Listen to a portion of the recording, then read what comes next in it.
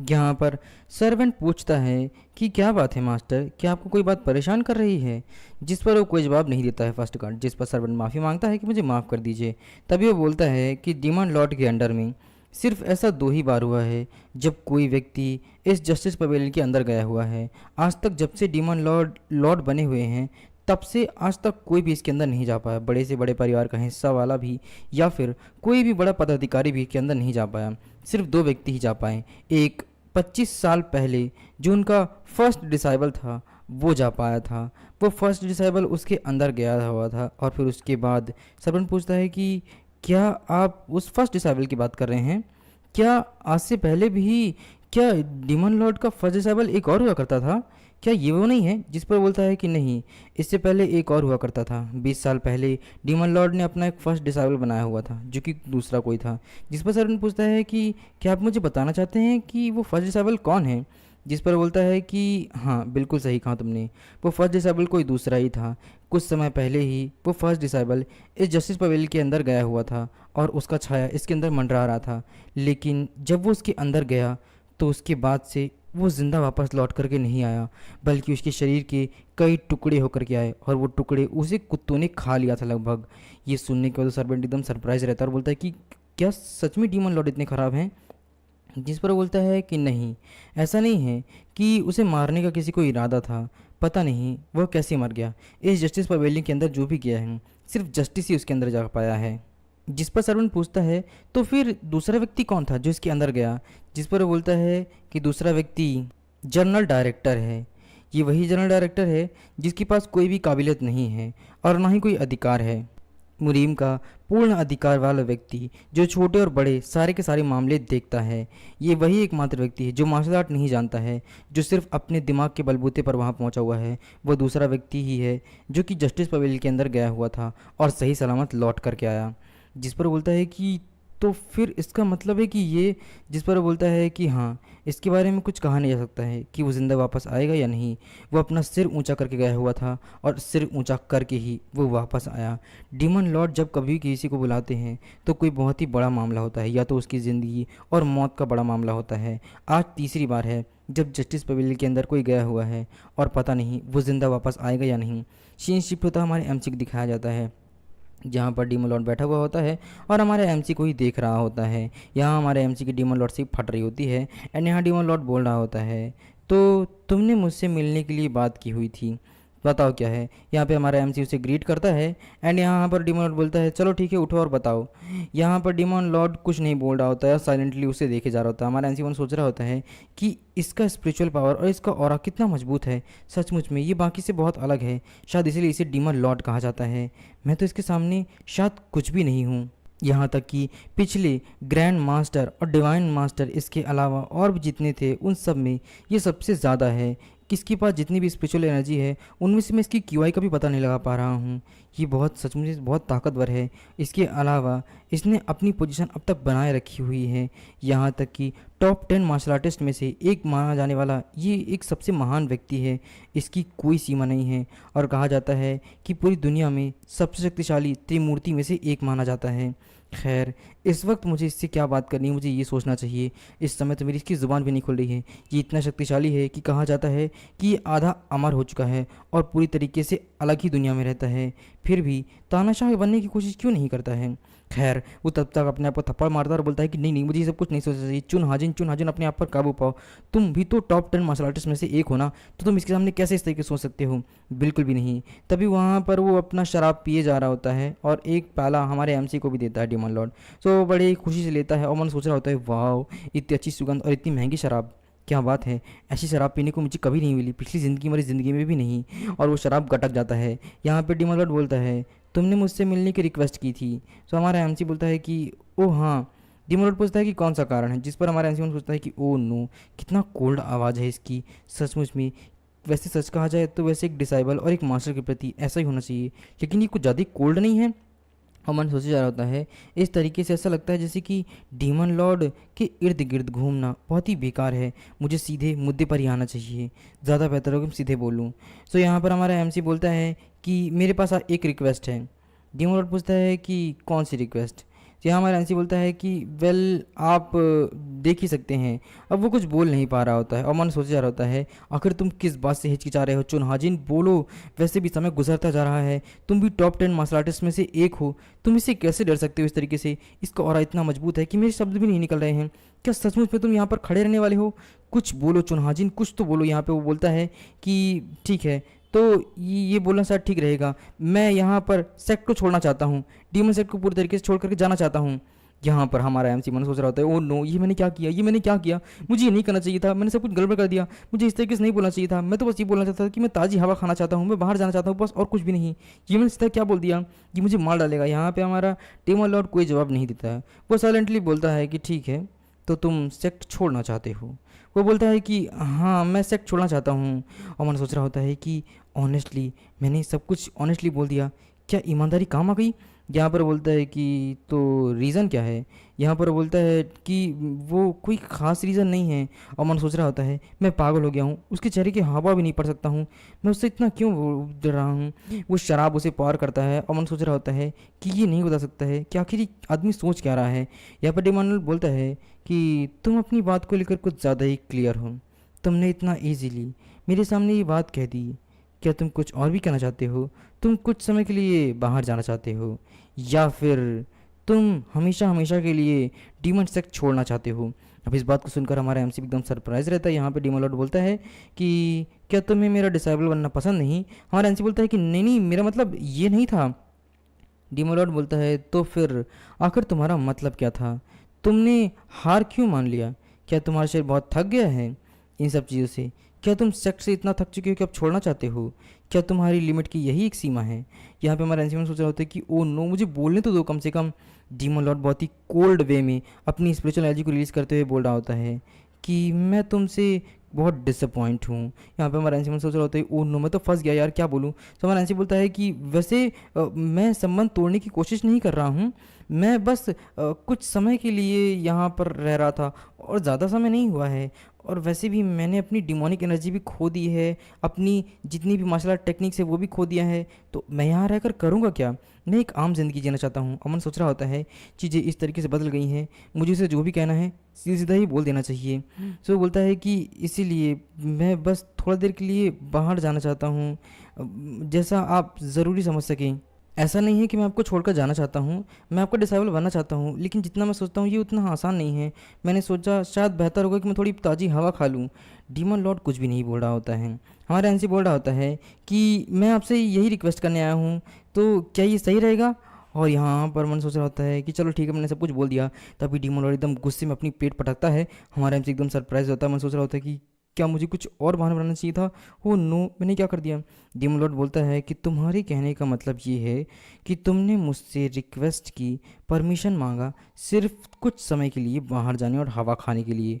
हमारा एनसी मन सोच रहा होता है कि ओ नो, मुझे क्या बोलना चाहिए? मैं इतना लापरवाह कैसे हो सकता हूँ? अगर मैं इस बारे में सचमुच में सोचूं तो ये बहुत रिडिकुलस है। मैं डीमन सेक्ट के हेवली डीमन के साथ इस तरीके से बात की, मैंने तो बस रिक्वेस्ट किया था ताकि मुझे थोड़ी सी आज़ादी मिल सके। यहाँ पर ये सब कुछ क्या हो रहा है? यहाँ पे बोलता है तो फिर तुम जाना चाहते हो? हमारा एमसी फ्लिंच हो जाता है। हम सोच रहा होता है कि रिक्वेस्ट, क्या इस बारे में मुझे कुछ और सोचना चाहिए? जल्दी करो, जवाब सोचो, जवाब सोचो। सो बोलता है कि खैर, मैं बस आपको देखना चाहता था, काफ़ी समय हो गया है मास्टर आपको देखे हुए। डीमन लॉर्ड एकदम कोल्ड आई में देखता है। यहाँ पर हमारा एमसी सोच रहा था कि ओ नो, उसका रिएक्शन इतना अजीब क्यों है, कुछ समझ में नहीं आ रहा है। शायद मैंने कुछ ज़्यादा ही बोल दिया। सो हमारा एनसी बोलता है कि वैसे मास्टर, मेरी शरीर की हालत इतनी अच्छी नहीं है और मेरा जो काम है वो डिसाइबल का है और डिसाइबल को अपने मास्टर से मिलना तो चाहिए। प्लीज़ मुझे अपना एक हिस्सा चुकाने का मौका दीजिए, मैं जितना हो सके आपसे मिलना चाहता हूँ, बस और कुछ भी नहीं। थैंक्स, जो आपकी मुझ पर कृपा है मैं उसका शायद 100वां हिस्सा भी ना चुका सकूं, इसीलिए मैं आपको धन्यवाद नहीं दे पाया था, तो मैं बस वही बोलने आया था। हमारा इंस्ट्रूमेंट सोच रहा होता है कि चलो शायद फीलिंग्स काम कर जाए, शायद डीमन लॉर्ड इससे भड़के ना। चुनहाजीन, ज़रा अच्छे से बोलो। यहाँ पर डीमन लॉर्ड गुस्से में उस प्लेट को एक ही बार में राख कर देता है, जिसे देखने के बाद हमारा एमसी और सरप्राइज हो जाता है। मैं सोच रहा होता है कि ओह नो, पूरा का पूरा कटोरा राख कर दिया इस आदमी ने, आखिर ये चाहता क्या है? गुस्सा दिलाता ही जा रहा हूँ मैं। डीमन लॉर्ड एकदम कोल्ड आई में बोलता है, तुमने कहा डिसाइबल के काम, तो तुम डिसाइबल के कर्तव्य समझते हो? हमारा एमसी एकदम सरप्राइज होता बोलता है कि हाँ, डिसाइबल का काम मैं नहीं समझता तो आपसे मिलने क्यों आता। और मैं सोच रहा होता है कि ओह नो, ये तो बहुत बड़ा है। वो एकदम खड़ा हो जाता है हैवेली डीमन और बोलता है, तो तुम मुझसे यहाँ पर सिर्फ मिलना चाहते थे और तुम अपने कर्तव्यों को जानते हो। तुम उस शरीर के साथ मेरे सामने नहीं आना चाहिए था जो इतना कमज़ोर हो, या फिर मैं पूरी तरीके से तुम्हें गलत समझ रहा हूँ पूरे समय। अब इस बात को सुनने के बाद हमारा एमसी मन सोच रहा होता है कि क्या इसकी कोल्ड ब्लड आई, ऐसा लग रहा होता है कि जैसे कि वो मेरे बारे में जानता है। तो क्या वो जान गया है कि मेरे शरीर के अंदर सोरियोंग नहीं बल्कि मैं चुन हाजिन हूँ। ऐसा लग रहा है जैसे कि वो मेरे सामने बहुत बड़ा है, एक बहुत बड़ी परछाई, वो मेरे अंदर की परछाई तक को झांक सकता है। सच में ये बहुत ताकतवर इंसान है। इसके सामने मैं खुद को बिल्कुल बेसहज महसूस कर पा रहा हूँ। इस बार कौन सा बहाना बताऊँ और कौन सा बहाना काम करेगा, समझ में नहीं आ रहा है कि मैं क्या करूँ।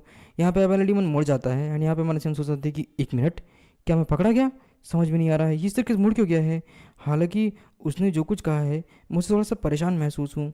जिस डिसाइबल को क्यूआई का सामना करना पड़ रहा है और इतने टाइम तक जिस डिसाइबल को क्यूआई ब्लॉकेज का सामना करना पड़ा, उसे ठीक अपने सामने इस तरीके से आता हुआ देख करके और अपने कर्तव्य को जानते हुए भी वो बोल रहा है कि मैं अपने कर्तव्य को नहीं जानता हूँ, मैं उससे मिलने आया हूँ। क्या ये डिसाइबल का काम नहीं है?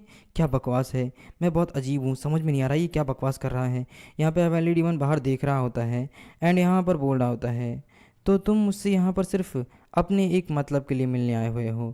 खैर, मैं 3 दिन के अंदर किसी को भेज दूंगा, तुम अभी जा सकते हो। हमारा इंसान सोचता था बस इतना ही, मेरे बाहर जाने के बारे में क्या? क्या मुझे कोई भी रिक्वेस्ट नहीं मिली, मुझे अनुमति नहीं मिली है? कुछ तो बोलो। क्या मैं अपनी वजह से काम भी नहीं कर सकता हूँ? कितना बकवास है, ये तो बहुत ज़्यादा टेंशन वाली बात है। यहाँ पे हमारा एमसी चला जाता है। यहाँ पे हमारा लेडी मन बाहर देख रहा होता है खूबसूरती को और बोल रहा होता है कि जस्टिस पवेलियन के अंदर इतना ज़्यादा खूबसूरत मौसम मैंने पहले कभी नहीं देखा है। बहुत समय हो गया जब मैंने इसे देखा हुआ है।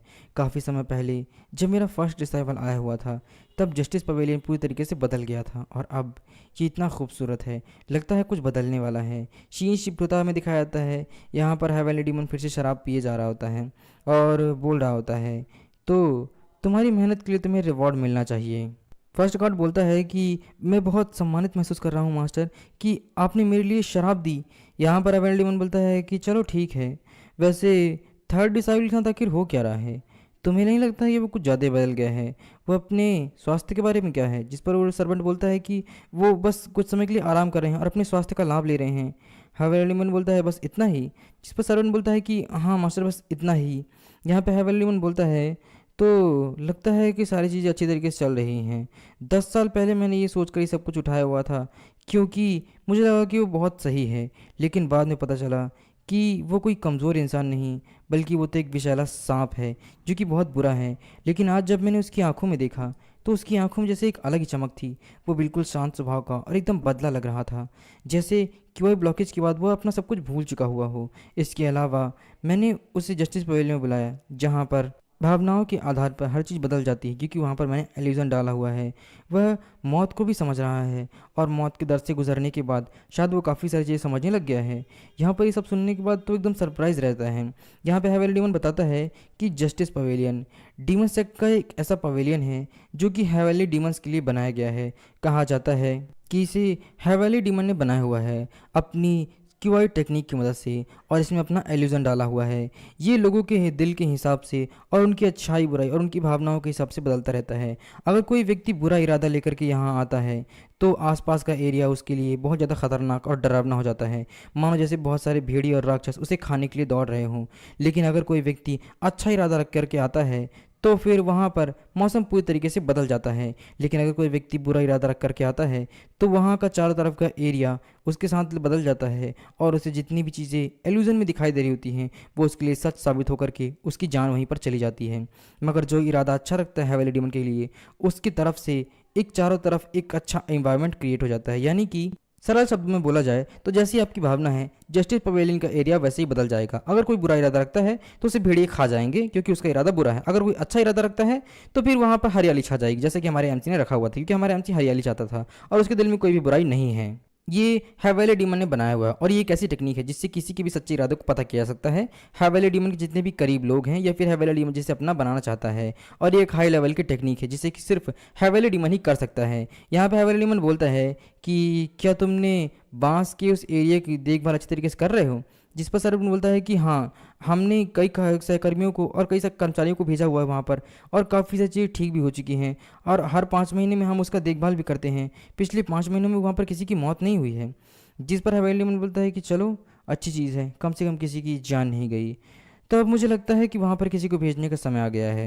कान खोलकर सुनो, एल्डर कोर्ट से कहो कि वो अपने कर्मचारियों को कुछ समय के लिए वापस बुला ले। मैं थर्ड डिसाइबल को वहाँ भेजना चाहता हूँ, क्योंकि वो आज़ाद ज़िंदगी जीना चाहता है। और उस बॉक्स से एक सांप निकाल रहा होता है। यहाँ पे ये सुनने के बाद से सर्वेंट के एकदम हाथ पाँव हिलने लग जाते हैं और उसके पसीना पसीने होने लग जाते हैं। वहीं पे हवेली डीमन एक सांप को एक चूहे के पास छोड़ देता है और बोलता है कि लगता है कि कोई सांप चूहा बन गया है और शायद उसे वापस से सांप बनाने की ज़रूरत है। जिस पर वो बोलता है सर्वेंट कि क्या आप उसे उस जंगली एरिया में भेजना चाहते हैं? लेकिन थर्ड डिसाइबल की हालत इतनी बुरी नहीं है मास्टर, और मेरे ख्याल से लगभग उनकी जान भी जा सकती है। जिस पर हवेली डीमन बोलता है कि हाँ, जा सकती है, लेकिन वो भी तो खुली हवा पाना चाहता है ना। तो फिर उसे खुली हवा क्यों नहीं मिलनी चाहिए? वो उसके लिए एकदम सही जगह है।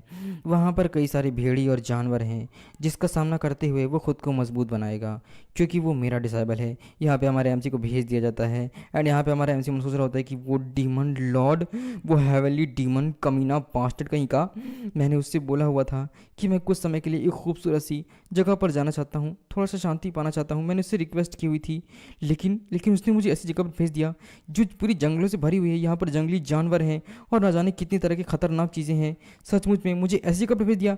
क्या खुली हवा का मतलब ये होता है? तुम कमीने बादशाह कहीं के, हेवनली डीमन कहीं के। वहाँ पर गरियाया जा रहा होता है हमारे हेवनली डीमन को और बोल रहा होता है कि यू असॉल्ट बास्टर्ड, मैं तुम्हें मार डालूंगा। और फूट फूट कर रो रहा होता है और बोल रहा होता है कि क्या ताज़ी हवा पाने के लिए यही एक अच्छी जगह है? कमीना बादशाह कहीं का, उसने जानबूझकर ऐसा किया। तभी उसके पीछे कोई आता है और बोलता है कि मेरे मास्टर के बारे में इस तरीके से बोलना और उसके पीठ पीछे किसी भी यंग मास्टर को इस तरीके से हेवनली डीमन के बारे में बोलना बहुत बुरी बात है। तभी हमारा एनसीपी बोलता है कि तुम कौन हो? तुम यहाँ क्या कर रहे हो? क्या तुम हेवनली डीमन के लिए काम करते हो? जिस पर वो सर्वेंट बोलता है कि मेरे मास्टर डीमन लॉर्ड के लिए इस तरीके से अपमानजनक शब्द बोलना और यहाँ पर इनकी बेइज्जती करना एक गंभीर अपराध है। इसके लिए आपकी जान भी ली जा सकती है। आपको डीमन लॉर्ड के बारे में इस तरीके से नहीं बोलना चाहिए। तो हमारा एनसी बोलता है कि अच्छा ठीक है, लेकिन तुम कौन हो? जिस पर वो बोलता है कि मैं यहाँ आपके लिए सर्वेंट के रूप में आया हुआ हूँ। तो हमारा एनसी बोलता है कि क्या तुमने सारी बातें सुनी? क्या डीमन लॉर्ड को वैसे भी मैं बदनाम नहीं कर रहा था, मैं तो बस ऐसी चीज़ें बोल रहा था, तुम्हें कोई गलत फहमी हुई है। जिस पर वो बोलता है क्या कहा? गलत फहमी? ओ नो, मुझे माफ़ कर दीजिए, मुझसे गलत फहमी हो गई। हमारा एनसीमन सोच रहा होता है कि हे भगवान, लगता है ये डीमन लॉर्ड के लिए काम करता है। मैं यहाँ पर इसके रहते डीमन लॉर्ड के बारे में एक शब्द भी नहीं बोल सकता, वरना ये लोग मेरी जान ही ले लेने वाले हैं। यहाँ पर वो मन सोचे जा रहा था उसे देखते हुए कि ये कुछ ज़्यादा ही सीरियस है, लेकिन आखिर ये है कौन? इसका ऑरा तो काफ़ी मजबूत है। ऐसा लग रहा है कि डीमन सेक्ट में शायद ये एम्परर रैंक से ऊपर है। डीमन सेक्ट में सत्ता के बजाय यहाँ पर वैसे भी राइटर सेक्ट की जगह की तरह नहीं चुना जाता है, बल्कि लोगों को उनके गुणों और आधार पर चुना जाता है। शायद इसलिए इतना ऑरा मजबूत हो रहा है इसका। शायद ये सारे के सारे लोग डीमन लॉर्ड को एक भगवान के रूप में देखते हैं। मुझे इसके सामने कुछ नहीं बोलना चाहिए। तभी वो बोलता है कि क्या तुम यहाँ पर जस्टिस पवेलियन से आए हुए हो? यहाँ पर डीमन लॉर्ड ने तुम्हें भेजा है? जिस पर वो बोलता है कि हाँ, बिल्कुल सही कहा। वो उसे गेट करता है और बोलता है कि मास्टर, मैं यहाँ पर हेवनली डीमन की तरफ से आपके लिए भेजा गया हूँ एज अ सर्वेंट। मेरा काम है कि मैं आपकी देखभाल करूँ। मेरा नाम डॉल प्योंग है और मैं डीमन सेक्ट के डिवाइन जस्टिस पवेलियन का थर्ड लीडर हूँ, और आपके यहाँ पर पर्सनल गार्ड के रूप में काम करना मेरे लिए बड़े सम्मान की बात है। यहाँ पे हमारा इंसान सोच रहा होता है कि क्या कहा? Personal guard? मुझे किसी सम्मान या किसी चीज़ की कोई परवाह नहीं है, बस तुम मुझसे दूर रहो। यहाँ पर वो कोई जवाब नहीं देता है। तो यहाँ पर वो एकदम जोश में बोलता है कि मैं शपथ लेता हूँ, मैं आपकी जान बचाने के लिए अपनी जान तक दांव पे लगा दूंगा। हमारा एमसी मन सोच रहा होता है कि ये सब कुछ क्या है? अपनी जान को ऐसे मत दांव पर लगाओ, मेरे लिए समर्पित मत हो, कसम मत खाओ और चले जाओ यहाँ से। यहाँ पर हमें अगले दिन का सीन दिखाया जाता है, जहाँ पर हमारा एम बहुत ही उदास बैठा हुआ होता है और बोल रहा होता है कि क्या नज़ारा है। और मन सोच रहा होता है कि सिर्फ एक ही रिजल्ट है अंत में, मैं यहाँ से बाहर नहीं जा सकता हूँ। मैंने बहुत कोशिश की, लेकिन वो हर बार मेरे पीछे पड़ा रहता है और वो रो रहा होता है। मन सोच रहा होता है चाहे मैं कितनी भी कोशिश कर लूँ, मैं ये जगह नहीं छोड़ सकता हूँ। वो कमीना बास्टर्ड, मैं तुमसे नफरत करता हूँ डीमन सेक्ट, और वो हेवनली डीमन कुत्ता कहीं का, मैं तुमसे मार डालूंगा तुम्हें अगर ताकतवर बन गया तो। क्या तुम्हें लगता है कि मैं किसी ऐसी जगह पर रह सकता हूँ? क्या खुली हवा के लिए कोई ऐसी जगह होती है? मैंने उससे रिक्वेस्ट की थी, वो कमीना, मैं छोड़ूंगा नहीं उसे। ठीक है, अगर यहाँ पर से मुझे निकलना ही है तो ये आसान नहीं होने वाला है। चलो, बेकार का समय में अपना वक्त बर्बाद नहीं करता हूँ मैं। मुझे खुद को मजबूत करना चाहिए। अगर मुझे डीमन सेक्ट छोड़ना है तो इसके लिए डीमन सेक्ट में एक ही बात मानी रखती है और वो है ताकत। मुझे जितना ज़्यादा हो सके मुझे उतना ताकत हासिल करना होगा। और मैंने वैसे भी यहाँ पर हैवली डीमन के फर्स्ट डिसाइबल और थर्ड यंग मास्टर के रूप में यहाँ पर पुनः जन्म लिया हुआ है, तो मेरे ख्याल से मुझे ताकत तो हासिल करनी ही होगी, तब कहीं जाकर मैं कुछ कर पाऊँगा। मुझे किसी दिन ये जगह छोड़नी है, लेकिन लगभग प्रेजेंट टाइम पर ये असंभव है। फिलहाल मेरे पास डीमन सेक्ट में रहने और यहाँ पर अपने आप को मजबूत करने के अलावा दूसरा कोई भी रास्ता नहीं है। तो चलो, खुद के शरीर को मजबूत करते हैं और जितना हो सके उतनी शक्ति को इकट्ठा करते हैं। वैसे भी मुझे ताकत की ज़रूरत है और खुद को मजबूत बनाने की ज़रूरत है। हैवली डीमन और डीमन सेक्ट, इन दोनों की खास बात यही है कि ये लोग कभी भी अपने बेटे, पोते या फिर अपने परिवार के हिस्से को उत्तराधिकारी नहीं बनाते हैं, बल्कि जो लोग काबिल होते हैं सिर्फ उन्हें उत्तराधिकारी चुना जाता है। और यही विचारधारा इन्हीं सबसे ज़्यादा ताकतवर बनाती है। ये एक ऐसी जगह है जहाँ पर सिर्फ ताकत ही मायने रखती है। अगर मैं ताकतवर नहीं हुआ तो मुझे बाहर दिया जाएगा या फिर बाहर निकाल दिया जाएगा। मुझे लगता है कि मुझे मार्शल आर्ट सीखना ही होगा, चाहे भले ही ये मेरी ज़िंदगी और मौत का ही सवाल क्यों ना हो। अब मैं छोटी मोटी चालें नहीं चलूँगा और जितना हो सके शक्तियों को हासिल करूँगा और जितना जल्दी हो सके यहाँ से बाहर निकलूँगा। मुझे अब शक्तियों की ज़रूरत है क्योंकि यहाँ से बाहर निकलना है। तभी वहाँ पर डॉल्पियोंग आता है और बोलता है कि यंग मास्टर, जिससे हमारा एमसी डर जाता है क्योंकि डॉल्पियोंग हर वक्त हमारे एमसी पर नज़र रखता है छुप करके और उसके बाद से डराता रहता है, कभी भी आ जाता है सामने। तो वो बोलता है कि मास्टर खाना तैयार हो गया, आ जाइए। यहाँ पे हमारा एमसी बोलता है कि तुमने मुझे डरा दिया, तुम हर वक्त कहाँ छुपे रहते हो, तुम हर वक्त मुझे देखते रहते हो और जब देखो तब मुझे डराने के लिए चले आते हो। मैंने तुमसे कहा हुआ था ना कि मुझे परेशान मत करना। डॉल्फिन बोलता है कि मास्टर 2 दिन हो चुके हैं, आपने कुछ खाना तो छोड़िए, आपने पानी भी नहीं पिया हुआ है, आप यहाँ आकर के इतने परेशान हैं कि आप यहाँ आना नहीं चाहते थे तो आपने रिक्वेस्ट की मैं तो बस आपके लिए थोड़ा टेंशन ले रहा था, खा तो लीजिए कुछ। हमारा अंजुमन सोच रहा है 2 दिन हो चुके हैं, मैं यहाँ से भागने की कोशिश कर रहा हूँ, लेकिन ये मेरे पीछे पड़ा हुआ है, ये हर वक्त मुझ पर नज़र रखता है, समझ में आता क्या करूँ। तो बोलता है लेकिन क्या तुम हमेशा ऐसे ही रहते हो, तुम्हारे एक्सप्रेशन के साथ क्या प्रॉब्लम है, तुम हर वक्त इतने कंफर्टेबल कैसे रहते हो, मुझे समझ में नहीं आता है, अपने आप को देखो। तब ये बोलता है कि मास्टर, यहाँ पे हमारा अंशुमन सोच रहा होता है कि ये व्यक्ति कितना अजीब है, समझ में नहीं आता क्या करूँ, क्या डीमन सेक्ट के सारे लोग ऐसे ही होते हैं। यहाँ पे हमारे एमसी को आए हुए काफ़ी दिन हो चुके होते हैं और वो जंगल में 3 दिन बाद फाइनली हार मान करके कल्टीवेशन करना स्टार्ट कर देता है। और मैंने सोच रहा होता है सबसे पहले मुझे अपनी कल्टीवेशन टेक्निक को बढ़ाना होगा, अपनी मेडिटेशन को ठीक करना होगा और कल्टीवेशन के जरिए जितना ज़्यादा हो सके अपनी स्पिरिचुअल एनर्जी को गैदर करना होगा।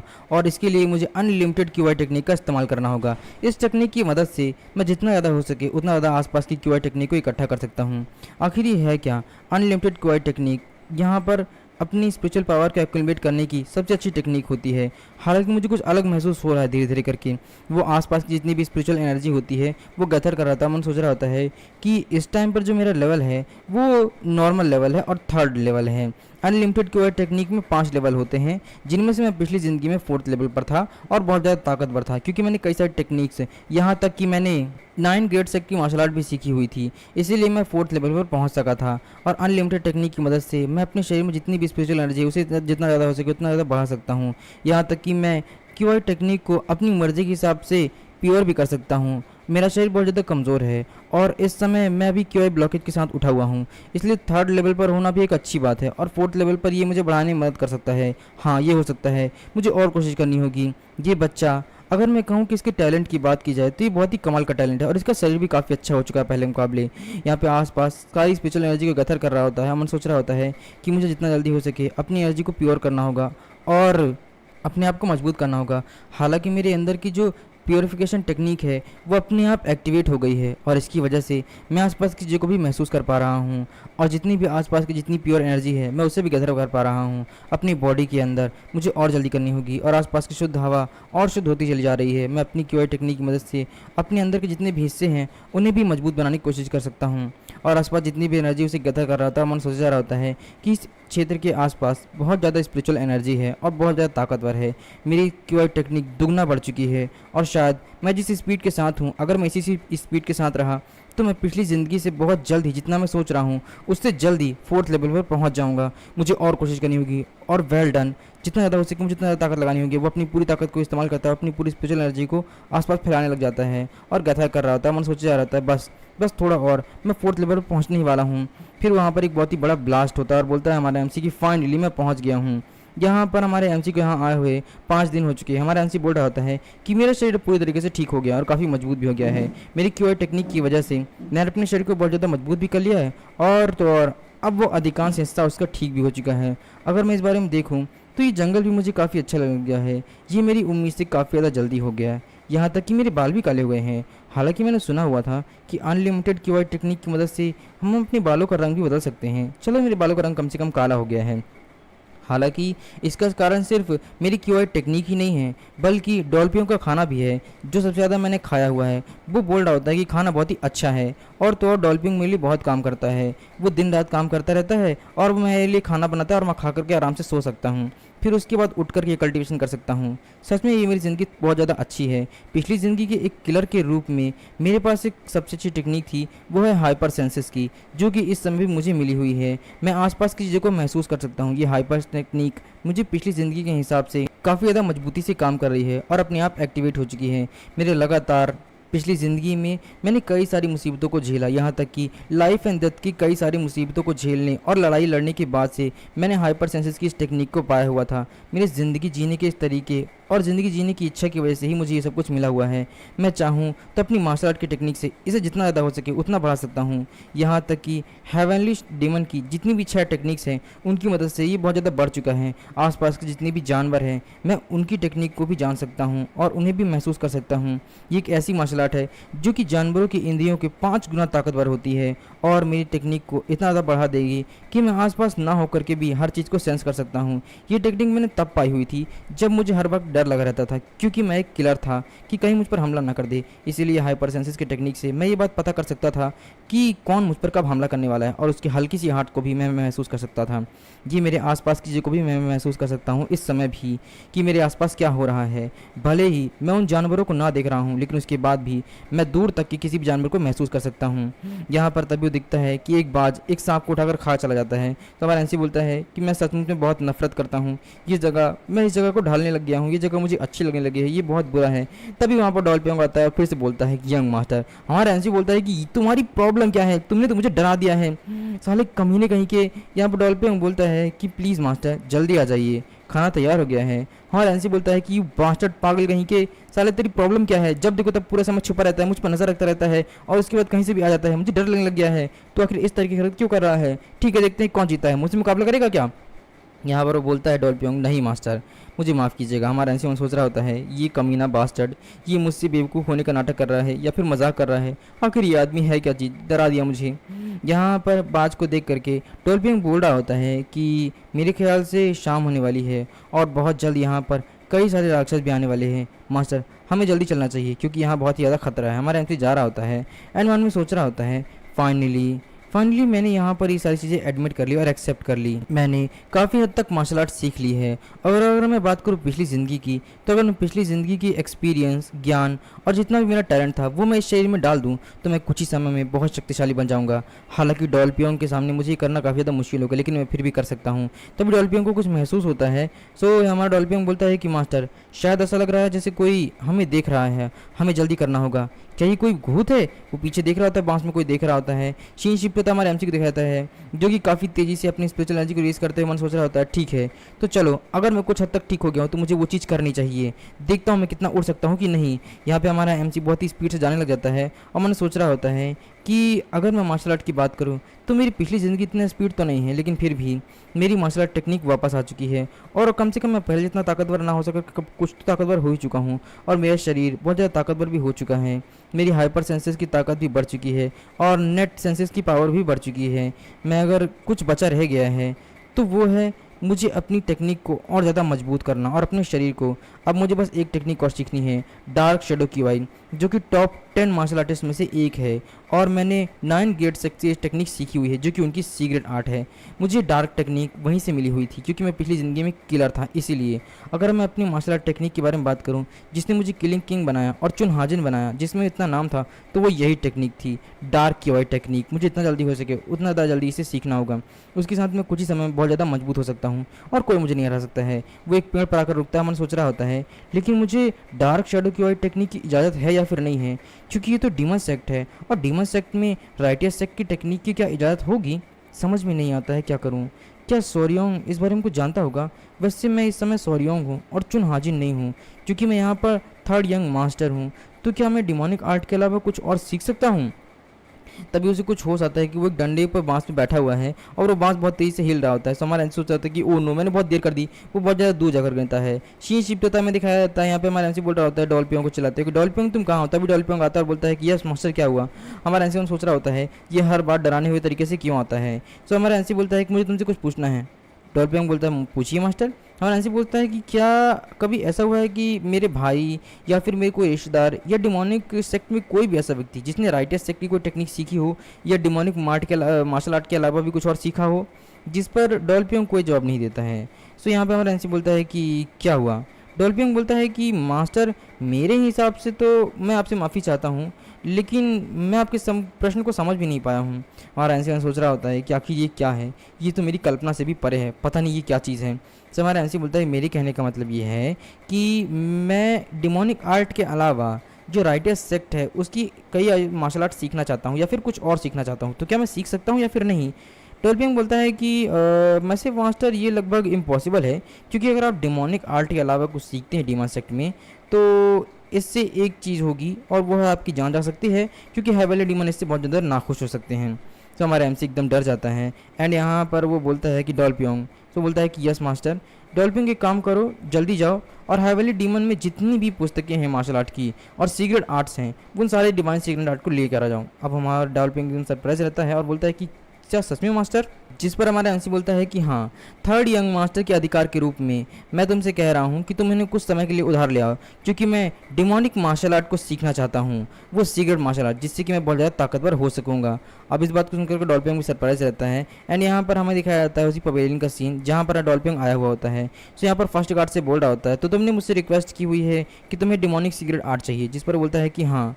यहाँ पर फर्स्ट गार्ड मैंने सोच रहा होता है कि थर्ड यंग मास्टर तो सारी की सारी डिमोनिक सीक्रेट आर्ट को जानते हैं, वो पहले ही सीख चुके हैं, तो फिर आखिर वो क्यों मांग रहे हैं? क्या वो खुद को कुछ ज़्यादा ही एक्साइटेड करने की कोशिश कर रहे हैं?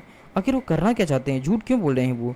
यहाँ पर डॉल्फिन सब कुछ देख रहा होता है एंड यहाँ पर सोच रहा होता है कि आखिर मैं क्या करूँ, क्या सच में सही रहेगा? तभी वो पूछता है कि मास्टर, मैं आपसे एक सवाल पूछना चाहता हूँ। हालांकि मैं आपकी बेइज्जती नहीं करना चाहता हूँ, ये सवाल पूछकर मैं अपनी बेइज्जती कर रहा हूँ, लेकिन फिर भी क्या आपको नहीं लगता है कि जिस डिमोनिक सीक्रेट आर्ट की हम लोग रक्षा कर रहे हैं, उसे इस तरीके से किसी और के दायित्व में सौंपना सही रहेगा या फिर नहीं? और ख़ासतौर पर थर्ड यंग मास्टर के लिए क्या मैं ये कर सकता हूँ? भले ही इससे मेरा अपमान हो, लेकिन मैं फिर भी पूछना चाहता हूँ, क्या किसी भी संयोगवश थर्ड यंग मास्टर ने क्यूआई ब्लॉकेज की बाद से अपनी याददाश्त खो दी है? अब इस बात को सुनने के बाद से तो यहाँ पर फर्स्ट गार्ड भी सरप्राइज रहता है। मन सोच रहा होता है मुझे सच में नहीं पता कि उसने अपनी याददाश्त खो दी है या फिर नहीं, क्योंकि वो सही कह रहा है। पिछली ज़िंदगी में या फिर अगर मैं उसके पिछले जीवन की बात करूँ तो वो पूरे डिमोनिक सेक्ट में सबसे टैलेंटेड व्यक्ति था और उसने कई सारी सीक्रेट डिमोनिक आर्ट भी सीख रखा था। और थर्ड यंग मास्टर स्टार्टिंग से ही इतने ज़्यादा एटीट्यूड वाले और इतने ज़्यादा टैलेंटेड व्यक्ति हैं कि वो बहुत अहंकारी हैं। एक सच्चे तानाशाह के रूप में उन्हें ज़रा भी परवाह नहीं थी कि कोई किसके बारे में क्या सोचता है या फिर उसकी जान जाती या नहीं। वो काफ़ी ज़्यादा ताकतवर हैं, लेकिन जब से वो कोई ब्लॉकेज से उठे हुए हैं तब से वो बहुत ज़्यादा नरम दिल हो चुके हैं। यहाँ तक कि जब मैंने उनकी सर्वेंट से पूछा तो वो भी बोल रही थी कि वो पहले जैसे नहीं हैं, कि वही ब्लॉकेज से उठने के बाद वो थोड़ा बहुत ज़्यादा शांति से बात करते हैं, अब वो उतने ज़्यादा गुस्सैल नहीं हैं। यहाँ पे हमारा मन सोच रहा होता है फर्स्ट गार्ड कि मुझे समझ में नहीं आ रहा है कि आखिर ये सब कुछ क्या हो रहा है। उसकी सर्वेंट ने जो बताया उस हिसाब से तो कुछ अलग ही लग रहा है। इसके अलावा जब वो जस्टिस पवेलियन से बाहर निकला था तब भी वो कुछ अलग ही था और बड़े ही प्यार से उसने पूछा कि क्या तुम मेरे यहाँ पर स्वागत करने के लिए आए हो या फिर नहीं। समझ में नहीं आ रहा है कि क्यों ब्लॉकेज से उठने के बाद उसे हुआ क्या है, क्या वो यहाँ पर झूठ बोल रहा है या नाटक कर रहा है। लेकिन फिर भी वो बहुत बदल चुके हैं, समझ में नहीं आता क्या है, फिर भी मुझे ये काम करना ही होगा। सो बोल देता है कि ठीक है, तुमने जो मुझसे पूछा हुआ है उससे मैं जानता हूँ कि तुम्हारा कोई बुरा इरादा नहीं है, लेकिन इसके बारे में ज़्यादा चिंता मत करो। वैसे भी वो बहुत टैलेंटेड व्यक्ति हैं, तुम्हारा काम सिर्फ उनकी सेवा करना है, वो कोई नॉर्मल व्यक्ति नहीं, इसलिए तुम फिक्र मत करो, हम उन्हें डिमोनिक आर्ट दे सकते हैं। और वैसे भी वो यहाँ पर डीमन सेक्ट के 7 उम्मीदवारों में से एक हैं जो कि आगे चल करके हेवनली डीमन और डीमन लॉर्ड बन सकते हैं। कौन जानता है कि वो मजाक कर रहे हैं या फिर उनकी याददाश्त सच में खो गई है, इसलिए ये सवाल ना ही पूछो तो बेहतर होगा। किन्हीं कारणों की वजह से वैसे भी वो सक्सेसर बनने ही वाले हैं, तो उन्हें ये करना ठीक रहेगा और ये सुरक्षित भी रहेगा। इसलिए मैं तुम्हें यही आदेश दूंगा कि तुम बिना सवाल किए ये ले जाओ और जा कर के कुछ सीक्रेट बुक्स ले लो और उन्हें दे देना, वो कुछ सीख लेंगे। जिस पर वो बोलता है कि ठीक है यंग मास्टर। यहाँ पर वो बोलता है कि वैसे तुम एक बात ध्यान रखना कि तुम इन्हें उधारी पर ले सकते हो, लेकिन सिर्फ 3 दिन के लिए ही।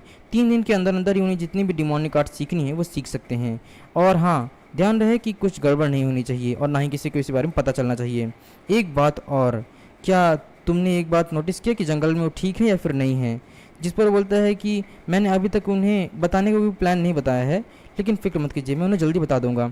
जिस पर वो बोलता है कि ठीक है, ध्यान रखना कि उन्हें ये बात ज़रूर मालूम हो जाए कि वो जंगल कितना ज़्यादा खतरनाक है और वहाँ कितने तरह के जानवर हैं। मुझे यकीन है कि तुम दोनों वहाँ ठीक रहोगे और थर्ड यंग मास्टर जल्द ही सारी चीज़ें सुलझाने के बाद, कंफर्म करने के बाद वापस आ जाएंगे। अपने कर्तव्य पर ध्यान दो और अपनी पूरी ईमानदारी से उनकी सेवा करो, यही तुम्हारा काम है। जिस पर वो बोलता है कि थैंक्स मास्टर। यहाँ पे वो फर्स्ट गार्ड मैंने सोच रहा होता है कि मैं बहुत ज़्यादा सरप्राइज हूँ, आखिर थर्ड यंग मास्टर को हुआ क्या है, ये इस तरीके से कैसे चल रहा है। उनकी तबीयत भी ठीक नहीं थी, लेकिन उसके बाद भी उन्हें इतने खतरनाक जंगल में भेज दिया गया। हेवनली डीमन उनके साथ चाहते क्या हैं? हेवनली डीमन, जब मैं उनके बारे में सोचता हूँ तो उन्होंने ये जंगल सिर्फ इसलिए बनाया था कि वो बहुत ज़्यादा खतरनाक था। वहाँ पर किसी भी डीमन सेक्ट के व्यक्ति को जाना पूरी तरीके से मना है। वहाँ पर पहाड़ों पर लाखों पेड़ हैं और उस जंगल में कई सारे अपराधी और न जाने कितने तरह के खतरनाक जानवर हैं, जिसने हज़ारों वर्षों में अनगिनत डीमन सेक्ट के लोगों को मार रखा है। और तो और, जब से हेवनली डीमन आए हैं तब से ही डीमन सेक्ट इतना ज़्यादा मजबूत हुआ है। इससे पहले डीमन सेक्ट बहुत ज़्यादा ताकतवर नहीं हुआ करता था, बहुत ज़्यादा कमज़ोर था, इसलिए उस जंगल में जाना मना था। वो जंगल इतना बड़ा, इतना खतरनाक है कि कोई वहाँ से आज तक जिंदा वापस नहीं आया। पता नहीं हर बार हेवनली डीमन उसकी जान लेने पर क्यों तुले हुए हैं। उन लोगों के लिए वो गिफ्ट है जहाँ पर बहुत ज़्यादा ताकतवर लोग रहते हैं, लेकिन अगर कोई वहाँ पर कमज़ोर व्यक्ति गया तो उसकी जान जाना तो तय है। ये दूसरी बार है जब demon Lord third young master की टेस्ट ले रहे हैं। पहले जस्टिस पवेलियन में बुला करके उनका टेस्ट लिया और अब उसके बाद इतने खतरनाक जंगल में उन्हें भेजना, क्या ये सही रहेगा? यहाँ पर हमारा एमसी बोल रहा होता है, शीन शिफ्ट होकर हमारे एमसी को दिखाया जाता है, जो कि यहाँ पर उस बोल रहा होता है कि ये सब कुछ क्या है, ये तुमने क्या किया है, इतनी सारी किताब क्यों उठा लाए? मैंने तो बस 2-4 बोली थी, 3 दिन के अंदर इनसे कैसे पढ़ूंगा? जिस पर बोलता है कि मास्टर, 3 दिन की उधारी पर ही आपको मिल सकती है, क्योंकि आप एक यंग मास्टर हैं। आप उन डिमोनिक सीक्रेट आर्ट को हेवनली डीमन की मर्जी के बगैर नहीं सीख सकते हैं, इसीलिए मैं सिर्फ कुछ ही किताब लेकर के आया हूँ, क्योंकि 3 दिन में आप इतना तो सीख ही सकते हैं। 3 दिन की ही उधारी मिली है। जिस पर बोलता है कि 3 दिन, अरे मैं 3 दिन में इतनी सारी किताबें कैसे पढ़ पाऊंगा, ये तो बहुत ज़्यादा है। अरे एक डिमोनिक आर्ट को सीखने में इतना साल लग जाता है, मैं 3 दिन में कैसे सीखूंगा? मन सोच रहा होता है कि 3 दिन के अंदर अंदर मुझे सारी की सारी डिमोनिक सीक्रेट आर्ट को सीखना होगा और उनमें निपुणता हासिल करनी होगी, महारत हासिल करनी होगी। लेकिन कैसे? नहीं, ये नामुमकिन है। लेकिन अगर मैं इन डिमोनिक आर्ट को हेवनली डीमन से मांगूँ तो सच में पता नहीं मेरा क्या हाल होगा। हालांकि वो मुझे डिमोनिक सीक्रेट आर्ट को अभी देने के लिए मना ही बोल दी, लेकिन फिर भी मुझे इस समय इसे सीखना होगा, वो भी 3 दिन के अंदर अंदर। मुझे किसी की परवाह किए बगैर जितना ज़्यादा हो सके उतना जल्दी सीखना होगा। यहाँ पर डोलपियोंग बोलता है कि क्या हो गया मास्टर, क्या कुछ गड़बड़ है? वैसे मैं आपको एक चीज़ के बारे में बता देना चाहता हूँ कि इसमें कई सारी किताबें हैं, लेकिन सिर्फ हम 17 किताबों को ही पढ़ सकते हैं और 17 किताबें पढ़ने के बाद हमें 3 दिन वापस करनी होगी। जिस पर बोलता है 3 दिन में क्यों? जिस पर बताता है कि ऐसा इसलिए है क्योंकि हमारे स्कूल में और जितनी भी डीमन सेक्ट की संस्थाएं हैं उन सब में सिर्फ और सिर्फ 3 दिन की ही इजाज़त है कि आप उधारी पर ले सकते हो या फिर वहीं बैठकर आप पढ़ सकते हो। और इसमें बहुत ही खतरनाक और ख़ास तरह की डिमोनिक आर्ट है जो कि बहुत ज़्यादा सीक्रेट है, और ये सिर्फ first young master, second young master और थर्ड यंग मास्टर के लिए, यंग लॉर्ड के लिए ही उपलब्ध हैं और कोई भी इन्हें नहीं पढ़ सकता है, इसलिए सिर्फ 3 दिन के लिए ही आप पढ़ सकते हैं। जिस पर बोलता है कि ठीक है। डोलपियोंग मन में सोच रहा होता है कि ग्रेट डिमोनिक आर्ट, ये बहुत ज़्यादा हाई लेवल के डिमोनिक आर्ट हैं, इन्हें सीखने में कई लोगों की जान तक चली जाती है। आप उन्हें सीखने में काफ़ी ज़्यादा सक्सेस हैं, आप उन्हें सीख लेंगे, ये मुझे पता है, लेकिन दुनिया की नज़र में अगर मैं ऐसे देखूं तो कोई भी व्यक्ति इतनी आसानी से इसे नहीं सीख पाएगा। ये डिमोनिक आर्ट डीमन सेक्ट के बारे में बहुत ज़्यादा ताकतवर हैं और तो और इनसे आपकी जान जा सकती है, इसलिए ज़रा सावधान रहिएगा। हर कोई जानता है, इसलिए पता नहीं कब कोई इस पर घात लगाकर इसे हासिल करने की कोशिश करेगा। हमारा एनसी बोलता है कि तुम मुझे ऐसे क्यों देख रहे हो? जिस पर वो कोई जवाब नहीं देता है। यहाँ पर डोलपियोंग माफ़ी मांगते हुए बोलता है कि माफ़ कीजिएगा मास्टर, लेकिन मैं आपके एक नए रूप को देख रहा हूँ। आप पहले के मुकाबले काफ़ी बदल चुके हैं। आखिर ऐसी क्या बात है? क्या सचमुच में आपको याद नहीं है कि जो आपने सीक्रेट आर्ट सीखी हुई थी वो कुछ भी नहीं मालूम? जिस पर हमारा एमसी थोड़ा देर देखता है और उसके बाद बोलता है कि देखो डोलपियोंग, तुम अच्छी तरीके से जानते हो कि मैं क्यूआई ब्लॉकेज से जागने के बाद अपनी मार्शल आर्ट की पूरी तकनीक खो चुका हूँ, अपनी याददाश्त, अपनी सारी चीज़ें खो चुका हूँ और मेरे सिर में भी बहुत दर्द रहता है। तो तुम्हें पता ही होगा ना कि मैं ये सब कुछ कैसे जान सकता हूँ। अब जब मैं सब कुछ भूल चुका हूँ तो ना तो मेरा मन पहले जैसा है और ना ही मेरा दिल पहले जैसा है, और जो टेक्निक जो तुम कह रहे हो वो मुझे पहले तरीके से ही भूल चुकी है और मैं यहाँ पर अब आ चुका हूँ इस जंगल में तो मुझे ये सब कुछ वापस शुरू करना होगा, फिर से कोशिश करनी होगी। हालांकि मैं इस बात से बहुत ज़्यादा डिसअपॉइंटेड हूँ, लेकिन फिर भी मैं जितनी भी डिमोनिक आर्ट मैंने सीखी हुई थी सीक्रेट, उन सबको मैं भूल चुका हूँ। और प्लीज़ अब मेरी दोबारा से मदद करो ये पूछने की वजह पर। मैं तुम पर ही डिपेंड कर सकता हूँ, क्योंकि सिर्फ तुम ही एक इंसान हो जिस पर मैं उम्मीद कर सकता हूँ, जिसे सब कुछ पता है। तो क्या तुम मुझे मदद करोगे? मुझे वार्म अप की ज़रूरत है। तो कल सुबह होते ही क्या तुम कुछ हथियारों का इंतजाम कर दोगे? यहाँ पर डॉल्फियों को दिखाया जाता है जो कि इतना फूट फूट कर रो रहा होता है जैसे कि किसी की मैयत मना रहा हो, और मन में सोच रहा होता है कि मास्टर आप कितने ज़्यादा उदास हैं। मुझे पता है मास्टर। हमारे एमसी मन में सोच रहा होता है कि आखिर इस आदमी के साथ क्या गड़बड़ है। यहाँ पर डॉल्फिन बोलता है कि मास्टर मैं आपके लिए अपनी जान भी दे दूंगा। हमारा एमसी बेचारा सदमे में मन में सोच रहा होता है कि ये क्या है, समझ में नहीं आता इस आदमी का कुछ भी। इतना ताकतवर है लेकिन फिर भी इतना अजीब। यहाँ पर हमें दिखाया था बाहर का सीन, जहाँ पर डॉल्फिन ने काफ़ी सारे बांस के एक जाल टाइप के बनाए थे जानवरों के लिए। एंड यहाँ मन सोच रहा होता है कि लगभग 10 दिन से अधिक हो चुका है और यहाँ पर जितने भी जंगली जानवर हैं वो एक्टिव हो रहे हैं, लेकिन ऐसा नहीं लगता कि कोई कदम उठाने वाले हैं। मैंने यहाँ पर बैरिकेड बना दिया है, इसलिए मुझे नहीं लगता है कि वो यहाँ पर से पार कर सकते हैं। ठीक है, सब कुछ ठीक रहेगा। मास्टर इस वक्त अंदर हैं और प्रैक्टिस कर रहे हैं। अगर मैं इस जगह की सुरक्षा की बात करूं तो ये एकांत में है और सुरक्षित हैं। चलो ठीक है। वो खिड़की की तरफ देखता है जहाँ पे हमारा एमसी पढ़ रहा होता है। सो मन सोच रहा होता है देखते हुए कि मास्टर अपनी पढ़ाई में बहुत ज़्यादा बिजी हैं। अगर मैं एक पल के लिए भी उन्हें छोड़कर चला जाऊँ तो कहीं ऐसा ना हो कि जंगली जानवर उन पर हमला कर दें। लेकिन बैरिकेड बनाने पर बैरिकेड को तोड़ करके तो अंदर नहीं आ सकते हैं। मुझे ऐसा कुछ करना होगा जिससे कि उनका ध्यान भंग ना हो और वो अपना पढ़ाई करते रहें। और मुझे जल्दी जल्द उनके लिए हथियार लेकर के आना होगा और वापस आना होगा, इससे पहले कि मेरे ना होने पर कहीं जानवर मास्टर पर हमला ना कर दें और उन पर कोई दिक्कत ना आ जाए। मुझे अपनी सतर्कता नहीं छोड़नी चाहिए, चाहे कुछ भी हो जाए। मैं अपने गार्ड नहीं डाउन करूँगा और मुझे जल्दी करना होगा। यहाँ पे हमें एक लोमड़ी को दिखाया जाता है जो कि डोल्फियों को, और यहाँ हमारे एमसी को देख रहे थे, जहाँ पे हमारा एमसी सो चुका होता है और सपने देख रहा होता है। एंड यहाँ पे हमारा एमसी के बारे में बताया जाता है कि उसने 9 ग्रेट सेक्ट और 10 हेवनली मास्टर की भी एक टेक्निक सीखी हुई है। चुन हाजिन डार्क शेडो की वाई भले ही एक ऐसी की वाई है जो कि आज के समय में उतनी पॉपुलर ना हो, लेकिन उसके बाद भी ये मुरीम में सबसे महान तकनीकों में से एक थी। उस ज़माने में ये टॉप 10 सेक्ट में से एक मानी जाती थी। ये इतनी मजबूत तो नहीं है, लेकिन फिर भी इस तकनीक की मदद से अगर आप इसे प्योरीफाई कर लेते हैं तो ये सबसे अच्छी तकनीक मानी जाती है सेल्फ डिफेंस की। इसके अलावा अगर आप डिमोनिक आर्ट का इस्तेमाल करते हैं तो ये और ज़्यादा ताकत बढ़ जाएगी। लेकिन डिमोनिक आर्ट इससे बिल्कुल उल्टी है, क्योंकि ये राइटियस सेक्ट की है और डिमोनिक आर्ट इससे बिल्कुल अलग होती है। राइटियस सेक्ट की जितनी आर्ट है वो बहुत पवित्र होती है और आपके सेल्फ इम्प्रूवमेंट में काम करती हैं, वहीं डिमोनिक आर्ट सिर्फ विनाश के रूप में काम करती हैं। और अगर उसकी आउटपुट पर ध्यान दिया जाए तो वो बहुत ही बुरा है। वो आक्रामक और हमलेदार होती हैं। सच्ची शक्ति और लचीलापन इन्हीं से आता है।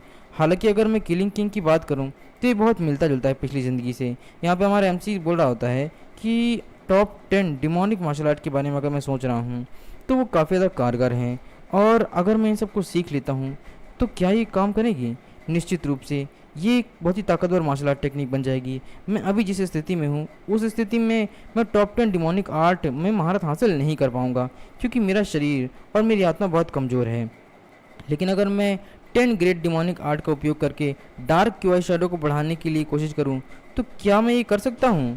क्या मैं ट्रू डिमोनिक आर्ट को सीख सकता हूं? मुझे लगता है कि शायद ये काम कर सकता है अगर मैं दोनों को मिला लूं तो, क्योंकि जो ट्रू डिमोनिक आर्ट है वो साथ साथ डिमोनिक शक्तियों को भी कंट्रोल करती है। इसके अलावा उसके बिल्कुल विपरीत है। True demonic art demonic sect की एक मेन आर्ट और उसकी नींव कहलाई जाती है। वो किताब बंद करता है और बोलता है कि चलो ठीक है, सबसे पहले मुझे अपनी पावर पर ध्यान देना होगा और जितनी भी मेरे सेंसेस हैं उन्हें अवेकन करना होगा, तब कहीं जाकर के मैं आगे कुछ कर पाऊंगा। वो बाहर बैठ जाता है कल्टीवेशन करने के लिए, और कल्टीवेशन करते हुए मैंने सोच रहा होता है कि अब जब मैं सारे के सारे विचारों को कंट्रोल कर सकता हूँ तो मैं अनलिमिटेड टेक्निक का इस्तेमाल कर सकता हूँ। ये जो सबसे अच्छी टेक्निक मानी जाती है। मैं आसपास की जितनी चीज़ें उन्हें महसूस कर पा रहा हूँ। लगता है कोई आ रहा है। क्या डॉल्फिन वापस आ गया? क्या मुझे वो अभी देख रहा है? मुझे और ज़्यादा सावधान रहने की ज़रूरत है, कहीं ऐसा ना हो कि वो मुझे देख ले इस टेक्निक को करते हुए। डॉल्फियोंग वैसे तो बहुत सीधा साधा दिखाई देता है, लेकिन वो अनएक्सपीरियंस्ड है पूरी तरीके से। इसके अलावा कहा नहीं जा सकता है कि वो कितना ताकतवर है, क्योंकि वो बहुत ज़्यादा सतर्क भी रहता है। यहाँ पे हमारा एमसी बोलता है चलो ठीक है, आज के लिए इतना ही काफ़ी है। तभी वहाँ पर किसी के चलने की आवाज़ दिखाई देती है, जो कि एक मुर्गा होता है। हमारा एमसी मन सोच रहा होता है कि वो कौन है, क्या वो वापस आ गया है?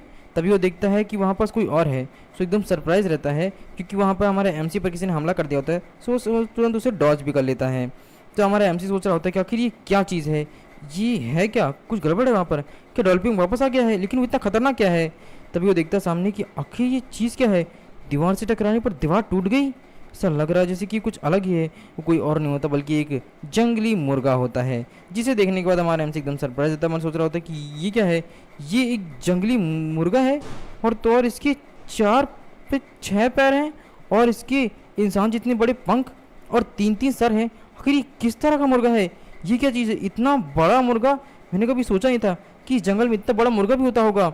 कि किस तरह का मुर्गा है यहाँ पे हमारा एमसी बोल रहा होता है कि खैर मुझे जितना जल्दी हो सके कुछ ना कुछ करना होगा, वरना ही मेरी जान ले लेगा। यहाँ पर वो मुर्गा हमारे एमसी पर हमला कर देता है। एंड यहाँ हमारा एमसी सोच रहा होता है कि मुर्गा इतना तेज क्यों है। वो नो हमारे एमसी पर हमला करता है, लेकिन हमारे एमसी उसे डॉज कर लेता है, तो उसका शर्ट फट जाता है। यहाँ पर वो मुर्गा हमारे एमसी के ऊपर तुरंत वापस से अटैक करने के लिए बढ़ जाता है। एंड यहाँ पे हमारा एमसी मन सोच रहा होता है कि इसकी स्पीड तो बहुत ज़्यादा तेज़ है, और इसके पास यहाँ पर साउंड की आर्ट भी है। कितना ज़्यादा ताकत है, मैं इसके प्रेशर को झेल भी नहीं पा रहा हूँ, ये कमीना आखिर है क्या। यहाँ पर हमें दिखाया था डॉल्फियों को, जो कि हथियार लेकर के जा रहा होता ताकि हमारे हमसे प्रैक्टिस कर सके। और सोच रहा होता है कि मेरे ख्याल से इतने हथियार इनफ होने चाहिए मास्टर के लिए, अब जितना जल्दी हो सके मुझे करना होगा। वैसे थर्ड यंग मास्टर स्वॉर्ड चाहते हैं, और एक तलवारबाज के रूप में वो बहुत ज़्यादा कुशल माने जाते हैं और बहुत ज़्यादा स्किलफुल पर्सन हैं। इसीलिए मुझे अपने आप को अच्छी तरीके से ढालना होगा उनके हिसाब से। लेकिन कौन जानता है कि शायद हथियार लेने के बाद से उनकी याददाश्त वापस आ जाए। हालांकि ये देखते हुए कि वो कितना ज़्यादा बुरे हुआ करते हैं, मुझे यकीन है कि वो अपनी याददाश्त वापस ना ही पाएँ तो शायद मेरे लिए बेहतर होगा, है ना। क्योंकि पिछली ज़िंदगी में मैं चाहे कुछ भी करूँ, वो हमेशा मुझे डांटते रहते थे और मुझे मारने की धमकी दिया करते थे। मुझे यकीन है कि सारी चीज़ें वैसे तो नहीं होने वाली हैं, इसके बारे में मत सोचो। अब मुझे थर्ड यंग मास्टर की सिर्फ रक्षा करनी है। वैसे भी मैं भावनाओं में शामिल नहीं हो सकता हूँ, मुझे जल्दी करना होगा। तभी उसे कुछ महसूस होता है जो कि किलिंग इंटेंट होता है। मन सोच रहा होता है कि ये ब्लड सेंस कहाँ से आ रहा है, इतना strong blood sense. Oh no, ये तो वहाँ पास आ रहा है। यंग मास्टर शीन शिफ्ट होता हमें दिखाया जाता है उस मुर्गे को, जो कि हमारे एमसी पर हमला करता है। हमारा एमसी बोल रहा होता है कि आज तो तुम मरने वाले हो। हमारे एमसी उसे मारता है, लेकिन वो मुर्गा हमारे एमसी का हाथ जोर से पकड़ लेता है। एंड यहाँ हमारा एमसी एकदम सरप्राइज रहता है कि अब वो क्या करे। वहीं पर बोलता है कि यू बास्टर्ड, एक मुक्का जोर से मारता है उसे। यहाँ पर उसे कुछ भी नहीं होता है, लेकिन उस मुर्गे को यहाँ पे हमारे एमसी सरप्राइज रहता है। यहाँ वो मुर्गा और गुस्सा हो जाता है एंड यहाँ पर उस पर असर डालता है, जिससे हमारे एमसी को पीछे होना पड़ जाता है और वो प्रेशर सह भी नहीं पा रहा होता। उसका बोल रहा होता है कि आखिर ये है क्या चीज़, इसकी साउंड आर्ट बहुत ज़्यादा ताकतवर है।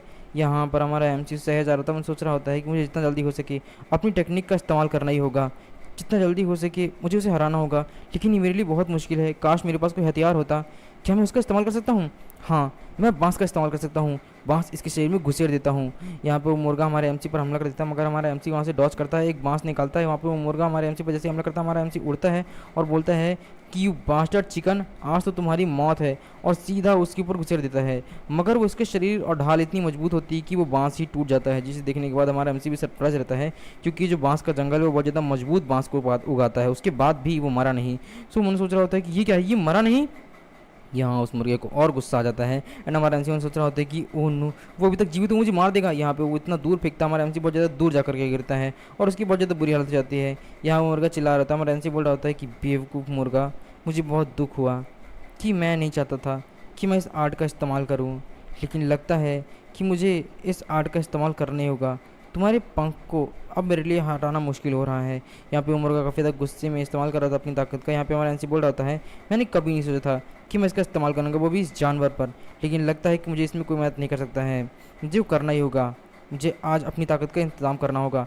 यहाँ पे वो मुर्गा हमारे एमसी की तरफ बढ़ जाता है। यहाँ पे हमारा एमसी अपनी टेक्निक को परफॉर्म करने लग जाता है एंड यहाँ पे वो मुर्गा गुस्से में जैसे हमारे एमसी की तरफ आता है, सो हमारा MC heavenly net senses power technique का इस्तेमाल करता है और अपनी आंखों से कुछ पावर का इस्तेमाल करना जाता है और बोलता है कि दूसरा रूप, second form, super high vision. और मैंने सोच रहा होता है कि ये सुपर हाई विज़न टेक्निक, ये सेंसिस पावर की सबसे ज़्यादा दूसरी टेक्निक है। इसका इस्तेमाल करके मैं आसपास कई सारा एल्यूजन क्रिएट कर सकता हूँ, जिससे उसे थोड़ा सा भ्रम होने लगेगा कि मैं कहाँ पर हूँ, और शायद उसकी आंखों में दिखाई देना भी धीमा हो जाएगा, जिससे मैं उस पर हमला कर सकूँगा। यहाँ पर वो देखता है कि उसके अंदर दिल है, मुझे उसकी कमज़ोरी मिल चुकी है, मुझे उस पर हमला करना होगा। और आखिरकार हमारा एमसी उसकी तरफ बढ़ जाता है एंड यहाँ एक बाँस उठाता है और उसके आर पार कर देता है पूरी तरीके से बाँस को। एंड यहाँ पे वो मुर्गा वहीं पे मर जाता है। वहीं पे डॉल्फियोंग आता है और बोलता है कि यंग मास्टर क्या आप ठीक हैं? आप कहाँ हैं यंग मास्टर? तभी हमारा एमसी एक पत्थर पर बैठे हुए खून से लथपथ बोलता है, तो तुम वापस आ गए? यहाँ पर डॉल्फिन बोलता है कि क्या आप मास्टर ठीक है पूरी तरीके से? जिस पर हमारा एमसी बोलता है कि हाँ, मैं बिल्कुल ठीक हूँ। तो डॉल्फिन बोलता है कि मास्टर ये क्या है? ये तो इस जंगल में रहने वाला ताकतवर जानवर नीलकमल है, ये यहाँ पर क्या कर रहा है? जिस पर हमारा एनसी बोलता था तुम इसका नाम जानते हो, ये है क्या चीज़? जिस पर बोलता है कि ये बहुत ही गहरे जंगल में रहने वाला जानवर है, और तो और ये इसका इलाज, सबसे पहले हमें आपका इलाज करना होगा मास्टर, चलिए जल्दी से। जिस पर हमारा एनसी बोलता है कि नहीं, ये मेरा खून नहीं है। जिस पर वो सरप्राइज रहता है और मैंने सोचा होता है कि क्या इतने खतरनाक जानवर से लड़ने के बाद भी यंग मास्टर को कुछ भी नहीं हुआ, जबकि इस समय वो बहुत कमज़ोर है। नीलकमल जी इतना ताकतवर है कि जिसकी तेंदुए जितनी तेज स्पीड है, उसके बाद भी इसे लड़ने पर एक खरोंच भी नहीं आई। जिस पर डॉल्फिन बोलता है कि मास्टर, आपने इसे खुद हराया। जिस पर हमारा एनसी बोलता है कि हाँ, यहाँ पर मेरे अलावा और कौन था जो इसे हरा सकता था? वैसे कि हमारे पास बड़ा वाला बर्तन है, हम इसे पकड़ खा सकते हैं। जिस पर वो बोलता है कि आपको बड़ा बर्तन क्यों चाहिए? जिस पर हमारा एनसी बोलता है कि कुछ नहीं, थोड़ा सा नमक डाल करके आज खाने के लिए हम इसे पकाएंगे, अब बढ़िया लगेगा, तुम भी खाओगे क्या? और हाँ, एक बात और, मुझे इसका कंफर्मेशन चाहिए। जिस पर डॉल्फिन बोलता है कि किस बात का? जिस पर हमारा एमसी बोलता है कि इस बात का, क्या कि ये सब कुछ चल क्या रहा है, इस चिकन के बारे में, इस जंगल के बारे में, ये जंगल, ये सब कुछ हो क्या रहा है, और ये चिकन इतना खतरनाक कहाँ से आया है इस जंगल में, और आखिर ये सब कुछ हो क्या रहा है? डीमन लॉर्ड से मैंने बोला हुआ था कि मुझे किसी ऐसी जगह पर जाना है जो कि बहुत खूबसूरत हो, लेकिन उन्होंने मुझे इस जंगल पर भेज दिया। लेकिन क्यों? क्या ये जंगल बहुत खतरनाक है? आखिर ये जंगल है कैसी चीज़ जिस पर इतनी खतरनाक जानवर है? जिस पर बताता है कि मास्टर, ये एक बहुत ही ख़ास तरह का जंगल है, यहाँ पर जितने भी डिमोनिक आर्ट हैं और जितनी भी डिमोनिक स्पिरिचुअल एनर्जी है वो है, ये डिमोनिक सेक्ट के होने से पहले यहाँ पर हुआ करता था, और ये प्राकृतिक रूप से पैदा हुआ है, इसे किसी ने बनाया नहीं है। और यहाँ पर क्यूआई की बहुत ज़्यादा अधिक मात्रा है बाकी सभी जगहों से। कहा जाता है कि यहाँ पर कल्टीवेशन करने वाले व्यक्ति का कल्टीवेशन लेवल बहुत ज़्यादा बढ़ जाता है। लेकिन इस जंगल की कुछ खास बात भी है, ये बहुत ज़्यादा घने क्षेत्र में है और इतना ज़्यादा फैला हुआ है सघन रूप में कि यहाँ पर कोई भी जल्दी नहीं आता है। लेकिन सिर्फ इसके अंदर ही क्यूआई टेक्निक बहुत ज़्यादा मात्रा में काम करती है, और यहाँ पर स्पिरिचुअल क्यूआई को आप काफ़ी आसानी से केंद्रित भी कर सकते हैं और एक्यूमुलेट भी कर सकते हैं। हालांकि क्यूआई लकड़ियों में बसी हुई है, जिसे निकालना इतना आसान नहीं है, और शायद यहाँ पर इतनी आसानी से कोई कर भी नहीं सकता कल्टीवेट, क्योंकि यहाँ आसपास जानवर बहुत सारे हैं, और ख़ास तौर पर यहाँ के जो पेड़ हैं बांस के, वो काफ़ी ज़्यादा मजबूत और मोटे होते हैं। जिस पर हमारा एनसी बोलता है ऐसा लगता है कि उनका जीवन काल काफ़ी ज़्यादा छोटा होता है। जिस पर डॉल्फिन बोलता है कि हाँ, अगर देखा जाए तो इनका जीवन बहुत छोटा है, लेकिन ये इतना भी कमज़ोर नहीं है। यहाँ के बांस की टहनियाँ बाकी सारी टहनियों की तुलना में बहुत तेज़ी से बढ़ती हैं, और ख़ास तरह से इस जंगल का रखरखाव काफ़ी अच्छे तरीके से किया जाता है। जिस पर हमारा एमसी बोलता है कि और क्या खास है? जिस पर डॉल्फिन बोलता है कि ये बहुत मजबूत और ताकतवर होने के अलावा इन पेड़ों में एक अजीब सी स्पिरिचुअल एनर्जी है जो कि बहुत ज़्यादा ताकत में काम करती है। इसके अलावा इसे कई सारे एलेक्सर्स और जड़ी बूटी के रूप में काम किया जा सकता है। अगर साफ साफ कहूँ तो यहाँ पर एलेक्सर भी बनाया जा सकता है और जहर भी बनाया जा सकता है, क्योंकि इनके अंदर इतनी ज़्यादा स्पिरिचुअल क्यूआई है, इसीलिए इंसान इसे सहन नहीं कर सकता है, तो इसे कई बार प्योरीफाई करना पड़ता है, तब कहीं जाकर के हम इसे एलेक्सर बना पाते हैं। और अगर मैं डेमोनिक आर्ट की बात करूँ तो इसी से शायद जितने भी एलेक्सर हैं वो बनाए जाते हैं हमारे डेमोनिक सेक्ट में, लेकिन जितनी भी बांस है उन सबसे नहीं बना सकते हैं, सिर्फ कुछ पेड़ों से ही बना सकते हैं, उन काटे गए पेड़ों से ही बनाया जाता है। जिस पर हमारा एनसी बोलता है तो इसका मतलब है कि तुम लोग जितने चाहे उतने एलेक्सर बना सकते हो। जिस पर डॉल्फिन बोलता है कि नहीं, ऐसा नहीं हो सकता है। दरअसल एलेक्सर बनाने के लिए जितने भी पेड़ हैं वो जंगल की बहुत गहराई में है, सिर्फ उन्हीं कुछ खास पेड़ों में ही एलेक्सर पाया जाता है, और बाकी सारी जितनी भी समस्याएं हैं उनमें कई सारे जो स्पिरिचुअल पावर से भरे हुए जानवर, जिनमें से एक ये भी एक मुर्गा था जिसे आपने देखा। जिस पर हमारा हमसे बोलता है कि ये कितना ताकतवर है? जिस पर वो बोलता है कि ये बहुत ज़्यादा ताकतवर है, और अगर मैं बात कहूँ तो नीलकमल जंगल में जितने भी ताकतवर जानवर हैं उन सब में सबसे कमज़ोर जानवर है। ये एक ऐसा जानवर है जो कि उन ताकतवर जानवरों के सामने कुछ भी नहीं है। जिस पर हमारा एनसी बोलता है कि क्या कहा, कमज़ोर जानवर? अगर ये कमज़ोर है तो ताकतवर कौन हो सकता है? जिस पर डॉल्फिन बोलता है कि नीलकमल जंगल के अंदर गहराई में पाए जाने जितने भी स्पिरिचुअल जानवर और स्पिरिचुअल पेड़ है जिनसे एलेक्सर बनाया जाता है उन सब में सबसे कमज़ोर है। यहाँ पर कोई भी जल्दी नहीं आता इस जंगल में, क्योंकि बहुत सघन और बहुत ज़्यादा खतरनाक है। कुछ जो महान मास्टर हैं वही एलेक्सर लेने के लिए और उन्हें बनाने के लिए इन पेड़ों का इस्तेमाल करते हैं और अंदर जाते हैं। डीमन सेक्ट से सिर्फ जंगल में 2 बार ही आते हैं कुछ महान मास्टर्स जो कि हाई लेवल के अधिकारी होते हैं, और यहाँ पर इन डिवाइन बांस की कटाई करते हैं और उसके बाद उससे एलेक्सर बनाया जाता है।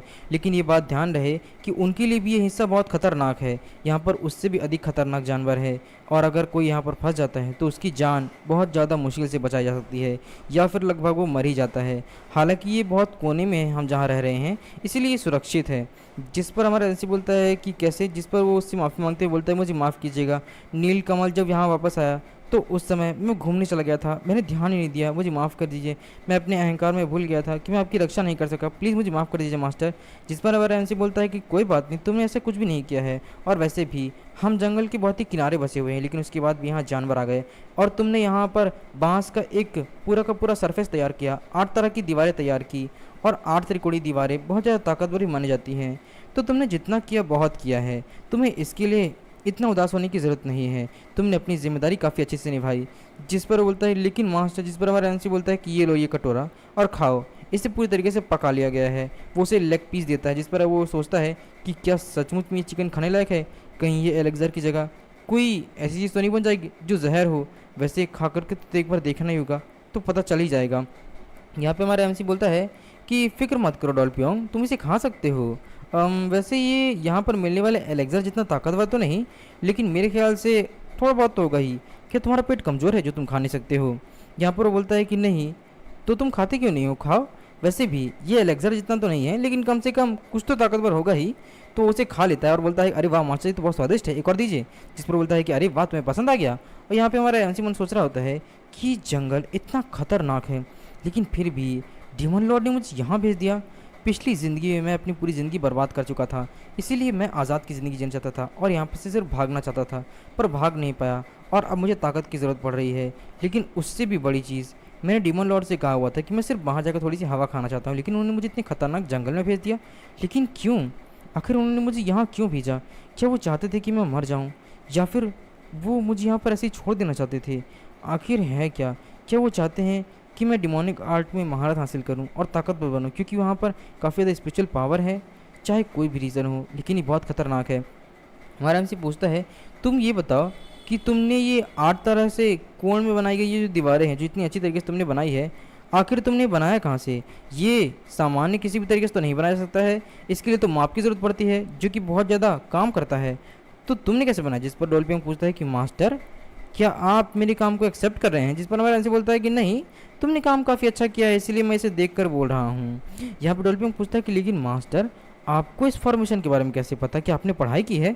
जिस पर वो बोलता है कि नहीं नहीं, मैंने बस ऐसे ही जाना है, मतलब मैंने कुछ थोड़ा बहुत पढ़ाई की थी बस, इसीलिए मुझे पता है।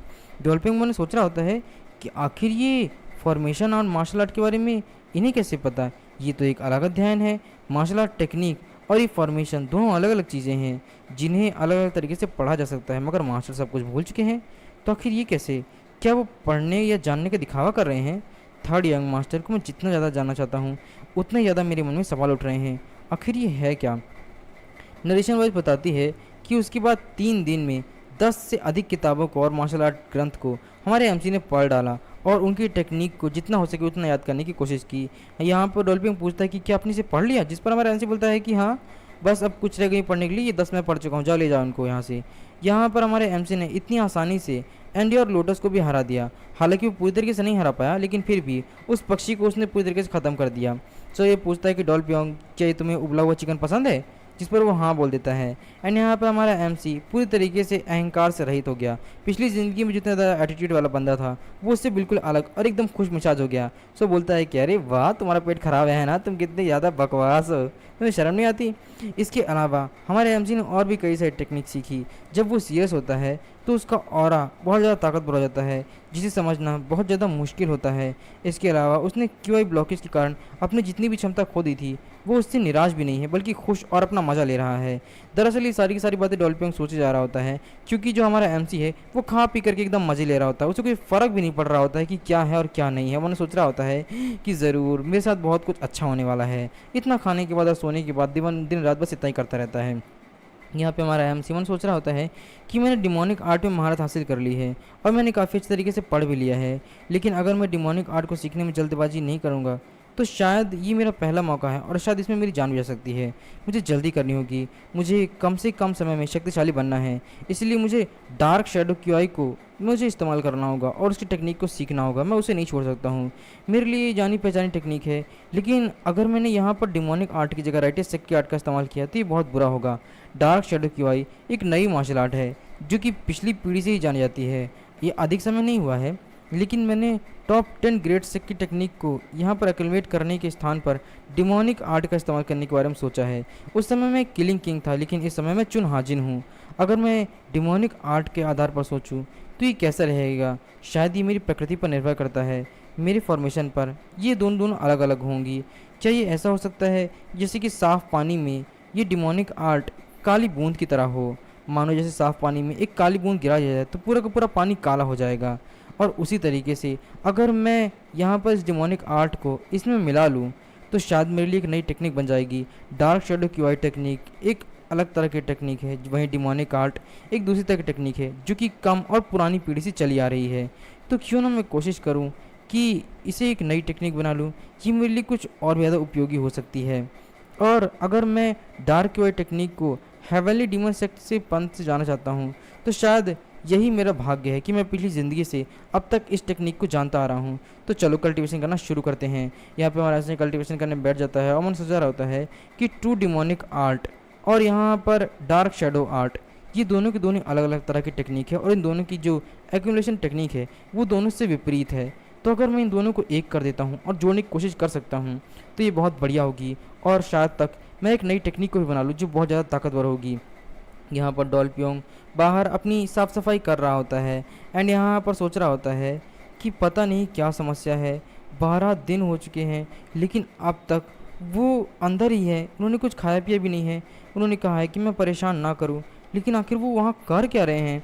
यहाँ पे हमारा एमसी अपना कल्टीवेशन कर रहा होता है और मैंने सोच रहा होता है कि उन दोनों की जो प्रकृति है वो बिल्कुल विपरीत है, तो कहीं ऐसा ना कोई दिक्कत हो जाए। लेकिन फिर भी मुझे प्रैक्टिस करनी होगी, जो कुछ होगा सो देखा जाएगा। यहाँ पे हमारा एमसी अपना पूरा जोर लगा रहा होता है और उसने फाइनली उन दोनों को मिला लिया होता है और मैंने सोच रहा होता है कि फाइनली मैंने इन्हें मिला लिया और अब ये एक नई मार्शल आर्ट टेक्निक बन गई है। डार्क शेडो क्यूआई टेक्निक बहुत ज़्यादा विनाशकारी है, वहीं डिमोनिक आर्ट स्थिरता प्रदान करती है और दोनों अलग अलग तरह की टेक्निक्स हैं। अगर इन दोनों को मिला दिया जाए तो शायद मेरे अंदर स्थिरता और ताकत दोनों आ जाएगी। हाँ, ये पूरी तरीके से हो चुका है, मुझे और ज़्यादा ताकत लगानी होगी। और मन सोचा जा रहा होता है मैं फ़ील कर सकता हूँ डिमोनिक एनर्जी को जो मेरे अंदर फ्लो कर रही है। ये एक ऐसी टेक्निक है जो मैंने अभी बनाई है, ये एक नई मार्शल आर्ट टेक्निक है जिसे मैं पहले नहीं जानता था। यहाँ पर इतना ज़्यादा ताकत को देख करके डॉल्फिन बोल रहा होता है आखिर ये क्या है, इतनी डिमोनिक एनर्जी कैसे महसूस हो रही है यहाँ पर, आखिर किस तरह की मार्शल आर्ट है। यहीं हमारा एमसी अपने आँख खोल लेता है और उस एनर्जी को सह रहा होता है और सोच रहा होता है कि ये मार्शल आर्ट अब मैं इसका नाम देता हूँ the true divine dark demonic art. ये एक नई टेक्निक है जो मेरे लिए काफ़ी ज़्यादा कारगर साबित होगी।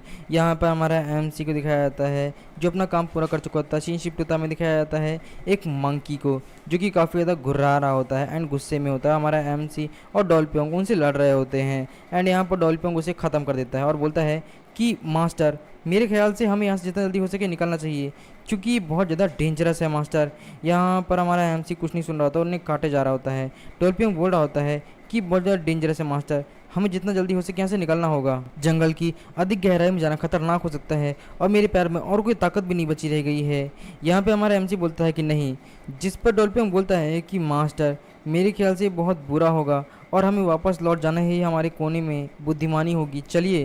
डॉल्फिन बोलता है कि चलिए मास्टर, लेकिन हमारा एमसी उस मंकी को देख रहा होता है और बोल रहा होता है कि मैंने सुना है कि जिंग जैंग नाम का जो जानवर है, जिंग जिंग नाम का ना जानवर है जो बहुत ज़्यादा ताकतवर है और ये हमेशा झुंड में रहता है, तो फिर ये सिर्फ 3 में क्यों है? मेरे ख्याल से कुछ कम है, ज़रूर आसपास इनका कहीं ना कहीं झुंड ज़रूर होगा। तभी डॉल्फिन को उस जंगल में कुछ महसूस होता है, तो देखता है कि ओ नो, ये आवाज़ किस तरीके की है? ओ नो, ये तो जिंग जिंग जानवर है जो बहुत ज़्यादा ताकतवर है, ये इतने सारे झुंड में आ चुके हैं मास्टर, बहुत ज़्यादा बुरी घटना घटने वाली है, चलिए जल्दी से हमें पीछे हटना होगा, फिर हम बाद वापस आ जाएंगे। यहाँ पे हमारा एनसी बोलता है कि चिंता मत करो। यहाँ पे हमारा एनसी सोच रहा होता है कि डॉल्फिन सही कह रहा है, ये बहुत खतरनाक है, लेकिन फिर भी मैं पीछे नहीं हटूंगा।